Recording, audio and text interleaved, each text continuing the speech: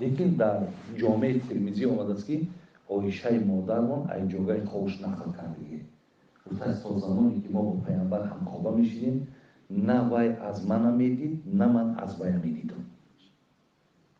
این امام ترمیزی در کتاب سنن خودش آورده. خب معامله آیشه با پیامبرمان، لیکن فقهای ما همین مذهب حنفی اجازه دادن که زن اگر با دستش از مرد میساز کنه، مردک با دستش ای زن میساز کنه، خب یا اینکه مثال مردک از بگیم پیشی بری زنک بوسه کنه، اینا هیچی باقی ندارن.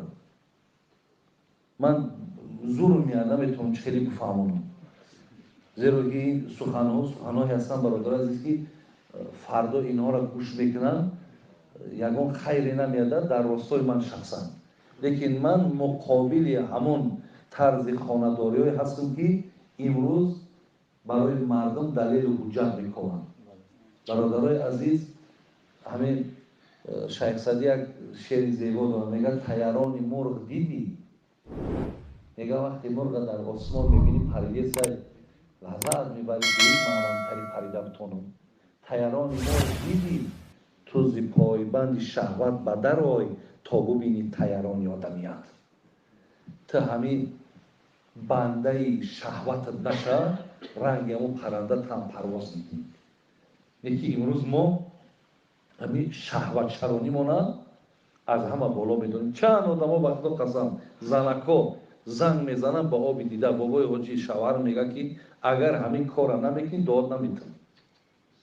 من چیکار کنم؟ بیننده اگه همین نخواه همین دعای زیبای نازنین به همون چیز سبیلی سرت مانه تا در دهن همون زنک نمیمودش داشته ای گمشه خطم دعاتم به من باشم هم تری میگم این چی دعا بود است که تو بگی همین کار بکن من تو را دعات میتونم. برادر عزیز و گرامی تماما به خدا در همین آدم عقل سالم داشتگی همین چیز موافق نمیشه. بعد طبیعت آدم سالم هم همین چیزا برداشت کنه میتونن. اگر طبیعت سالم باشد، یکی اگر طبیعت سالم نباشد او همین دهن هر جدا زدن میگیری. برای همین ما این چیزا برادر عزیز جانبدار نیستیم هیچ کدام تام در اون، برای اینکه یگان دلیل شرعی در همین وجود نداره. ای پیامبر، اصحاب پیامبر، از تابعین همین چیز صورت گرفته باشد نیست.